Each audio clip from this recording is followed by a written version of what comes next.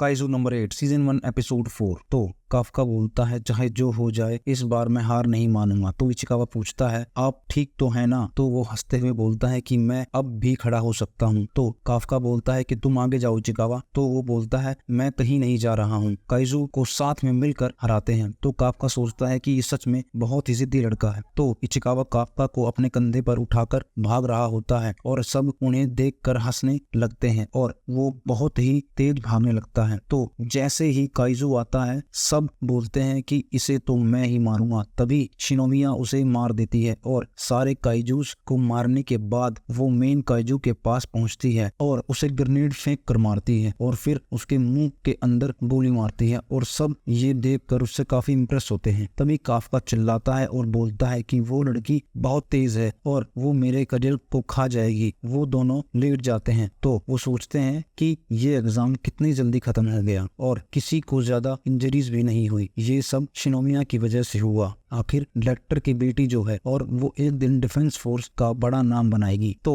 वो आसमान की तरफ देख रही होती है और बोलती है आप खुश तो हो ना पापा? तो बोलती है चलो काफका पर अब चौथी बार हंसते हैं। तभी एक काइजू उस पर अटैक कर देता है। काफका और इचिकावा बात कर रहे होते हैं। काफका बोलता है कि उसने मुझे धूल चटा दी जैसे उसने कहा था, पर उसी की वजह से मैं अभी तक मरा नहीं हूँ। तो अचानक वो देखता है कि जो काइजूस मर गए थे वो दोबारा खड़े होने लगे हैं। ये देखकर वो सब हैरान थे। तो शिनोमिया के दिल पर एक काइजू अटैक कर देता है और वो खुद को बचाने की कोशिश करती है और सोचती है कि मैं अभी भी लड़ सकती हूँ और वो सोचती है कि ये क्या है। तभी वो काइजू बोलता है कि तुम अभी तक जिंदा हो और ये देखकर वो चौंक जाती है और बोलती है कि तुम बोल भी सकते हो और वो काइजू दोबारा शिनोमिया पर अटैक कर देता है। ऑपरेटर रूम में सबको मरे हुए काइजू जिंदा होने के सिग्नल मिलते हैं और वो सोचते हैं कि ये तो पहले से भी शक्तिशाली हो गए और इसके लिए तो पूरा डिफेंस फोर्स चाहिए होगा। तो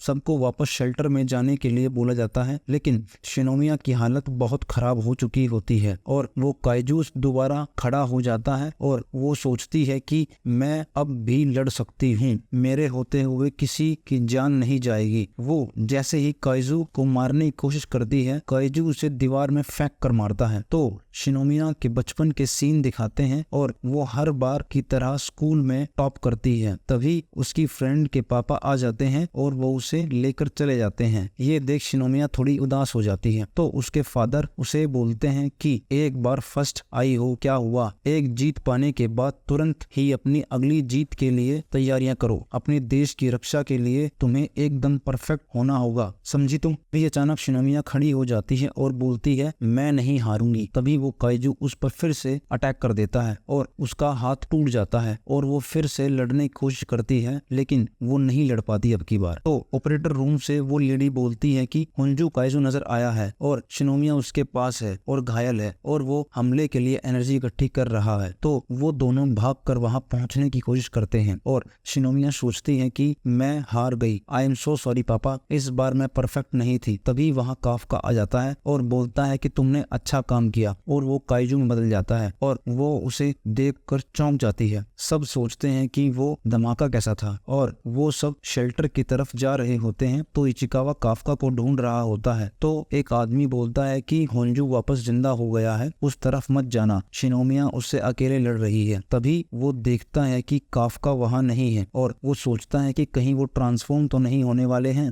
और अगर वो ट्रांसफॉर्म हो गए तो वो उसे यहीं मार देंगे। तो शिनोमिया ये देखकर हैरान थी कि काफका एक काइजू है। तभी वो उसके आगे हाथ जोड़ता है और बोलता है कि प्लीज प्लीज ये उनको मत बताना, न वरना वो मुझे मार देंगे। तो ऑपरेटर रूम वाली लेडी बताती है कि शिनोमिया के पास एक और काइजू होने के सिग्नल्स मिल रहे हैं और धमाके की वजह से नेटवर्क खराब हो गया है और इसका फोर्टिट्यूड 9.8 कैसे हो सकता है? लगता है कि धमाके की वजह से मेजरमेंट सिस्टम खराब हो गया है और अगर ऐसा हुआ तो ये अभी तक का हिस्ट्री का सबसे पावरफुल काइजू हो सकता है। तो काफका अपनी पूरी पावर का यूज करता है और उसे एक पंच मारता है और उस काइजू के टुकड़े टुकड़े कर देता है। ये देख के शिनोमिया हैरान थी और सोचती है कि ये कौन है, और वो उसे बोलता है कि तुम घबराना मत, मेरे होते हुए तुम्हें कुछ नहीं होगा। और वो उसे अपना फेस दिखाता है और बोलता है कि अब हम सेफ हैं। और वो बोलती है कि तुम्हें इस तरह अपने आप को खतरे में नहीं डालना चाहिए। तभी वहाँ इचिकावा आता है और काफका के सर पे मारता है और चिल्लाते हुए बोलता है कि आपको भी खुद को खतरे में नहीं डालना चाहिए। तो दोनों आपस में बहस करने लगते हैं। तभी शिनोमिया गिर जाती है। तो डिफेंस टीम वहाँ पहुंचकर देखती है कि ऐसा कौन कर सकता है, ऐसा कुछ मैंने पहले भी देखा है। तो ऑपरेटर रूम से वो लेडी बताती है कि 3 और लोग शेल्टर में भी पहुंचे हैं और सब लोग सेफली शेल्टर में पहुंच गए हैं। तो वो बोलते हैं कि मानना होगा कि किकोरू शिनोमिया बहुत स्ट्रॉन्ग है, लेकिन वो ये नहीं कर सकती। तो आशिरो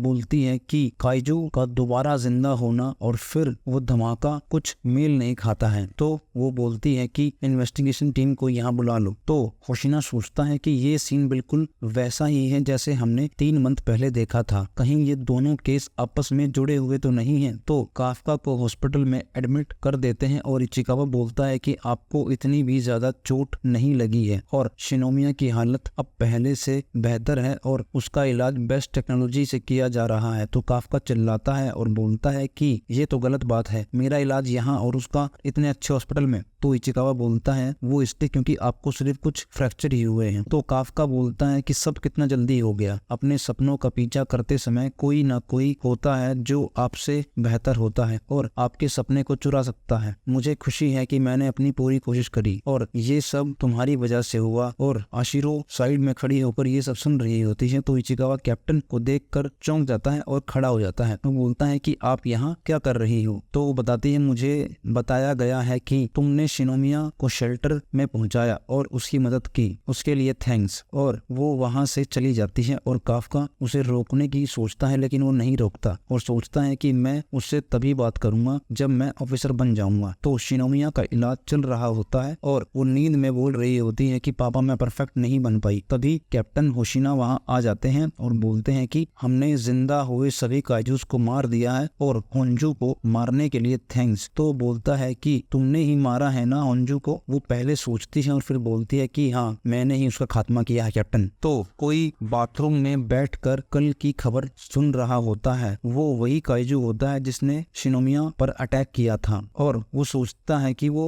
जिंदा कैसे था और वो भी इंसान का रूप ले सकता था। और वो दिखाते हैं लास्ट में कि वो आदमी क्लीनिंग डिपार्टमेंट में काम कर रहा होता है और यहीं पर एपिसोड खत्म हो जाता है। थैंक यू सो मच, मिलते हैं अगले एपिसोड में।